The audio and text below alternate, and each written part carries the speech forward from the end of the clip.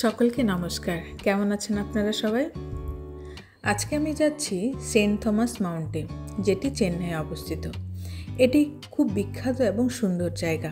এই জায়গাটিতে প্রায় 500 বছর পূর্বে সাধু থমাস সেন্ট থমাস প্রথম দক্ষিণ ভারতে এসেছিলেন, যিনি মূলত যীশু খ্রিস্টের একজন শিষ্য বলে পরিচিত। তিনি এই পর্বতে থাকতেন, প্রার্থনা করতেন এবং নিকটবর্তী মানুষজনের মধ্যে যীশু খ্রিস্টের বাণী প্রচার করতেন। কিন্তু তার সঙ্গে এক বিশেষ করুণ এবং দুঃখের ঘটনা ঘটেছিল। সেটি হলো, এই জায়গায় সেন্ট থমাস স্থানীয় কিছু দস্যু লোকেদের দ্বারা মৃত্যুবরণ করেন।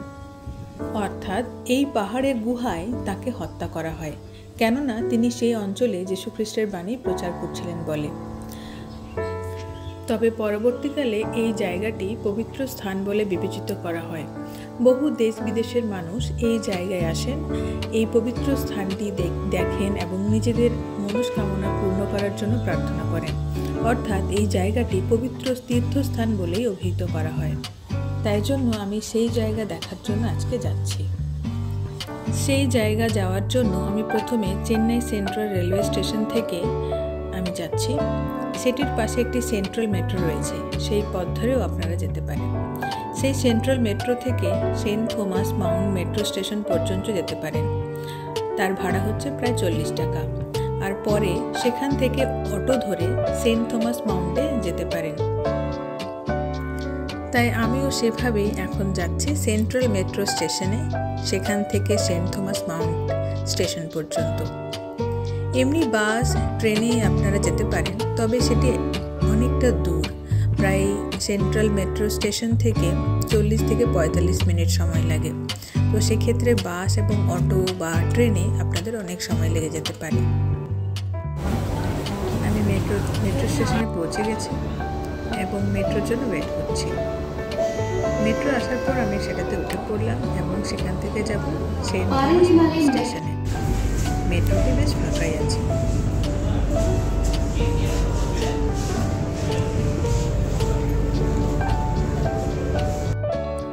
আমি মেট্রো স্টেশনে পৌঁছে গেছি, তবে এখান থেকে চেন্নাই সেটির সুন্দর ভিউ দেখা যায়। দেখুন কি সুন্দর দেখাচ্ছে না? আকাশটা বেশ সুন্দর উজ্জ্বল করছে। এরপর আমি মেট্রো স্টেশন থেকে এক্সিট হয়ে অটোর জন্য ওয়েট করছি। অনেকেই এই অটোর জন্য ওয়েট করছে। এটি আমার জন্য নতুন জায়গা বলে আমি উবের অটো বুক করলাম, যেটির প্রাইস প্রায় 150-এর মতো।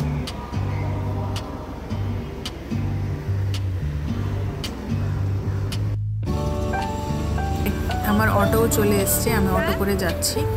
উনি আমাকে আবার বলছেন আপনাকে এক্সট্রা 20 টাকা দিতে হবে। এবার যেহেতু আমি নতুন জায়গায় এসেছি, তাই জন্য আমি ওনাকে বললাম ঠিক আছে, আমি আপনাকে 20 টাকা দেবো এক্সট্রা।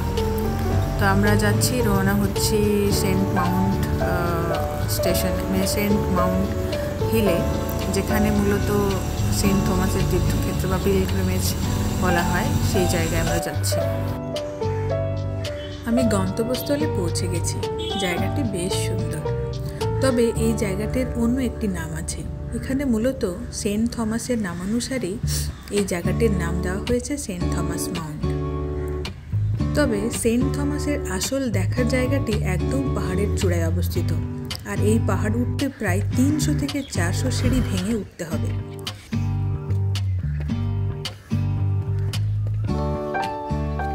সিঁড়ির দুপাশে আবার যীশু খ্রিস্টের যন্ত্রণা ভোগের 14টি ক্রুশ পথ সুন্দর করে বর্ণনা করে দেওয়া আছে।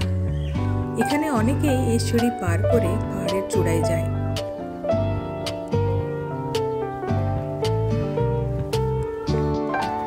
আমি অনেকটাই পথ চলে এসেছি, তবে প্রায় ক্লান্ত।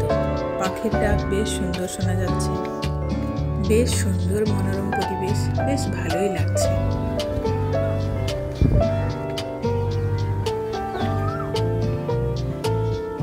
তবে এই পথকে বলা হয় কালবেরি পথ।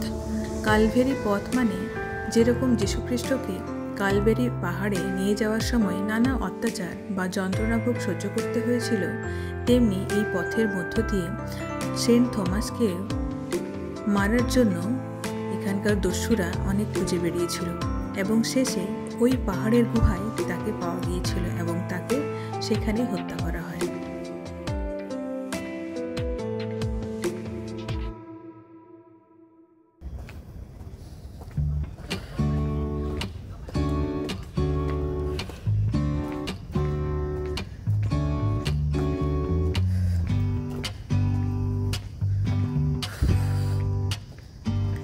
তবে আমি প্রায়ই পৌঁছে গেছি, কিন্তু এত সিঁড়ি পার করতে আমি এতটাই ক্লান্ত হয়ে গেছি যে আমি বড় বড় নিঃশ্বাস নিতে শুরু করে দিয়েছি।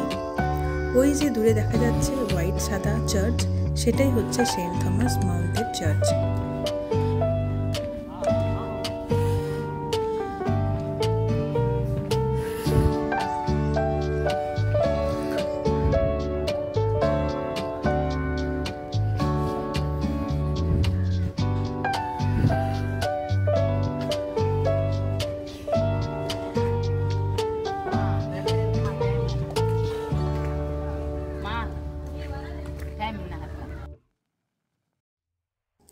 এই পবিত্র স্থানটি বেশ জায়গা জুড়ে অবস্থান করছে। এর চারিদিকে গাছপালা, বসার জায়গা, প্রার্থনা উপাসনা করার জায়গা, একটি বেশ দীর্ঘ স্বর্ণ টাওয়ারও রয়েছে, যেটি পাহাড়ের অন্য প্রান্ত থেকেও দেখা যায়। এই জায়গাটি বেশ বড় জায়গা জুড়ে অবস্থান করছে।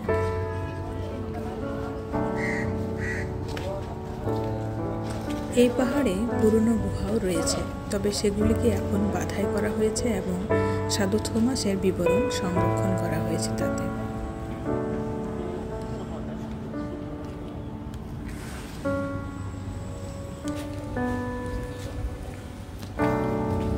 তবে গুহাতে প্রবেশ করতে গেলে সিঁড়ি দিয়ে আরও নিচে যেতে হয়।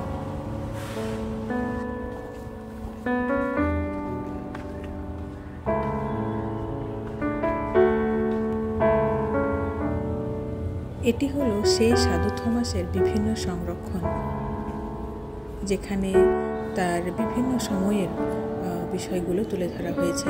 যেমন তিনি কোন পাথরের উপর হাঁটু গেড়ে প্রার্থনা করতেন, তার পাশে একটি বিরাট গাছ ছিল যেটিকে ব্যানিয়ান ট্রি বলা হয় সেটি, এবং সেই সময়ে যে সমস্ত মানুষ ব্যাপটিজম নিত, যেটাতে ওনারা ব্যাপটিজম নিতেন, সেটাও সংরক্ষণ করা আছে।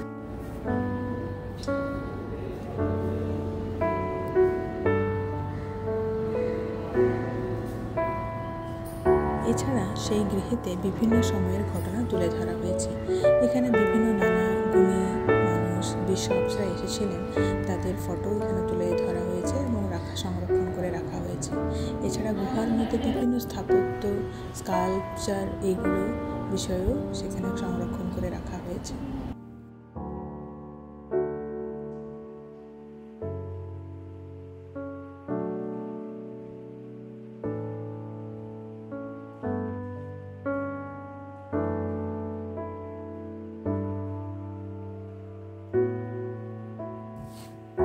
সুতরাং আজকের পর্বটি এখানে শেষ হলো। সাধু থমাস বা সেন্ট থমাসের দক্ষিণ ভারতে প্রথম আগমন, তার জীবনী এবং শেষ যাত্রা। আশা করি আপনাদের ভালো লেগেছে। লাইক ও কমেন্ট করে অবশ্যই জানাবেন। আবার ফিরে আসবো সেন্ট থমাস মাউন্টের পরবর্তী পর্ব নিয়ে। ততক্ষণ সুস্থ থাকবেন, ভালো থাকবেন।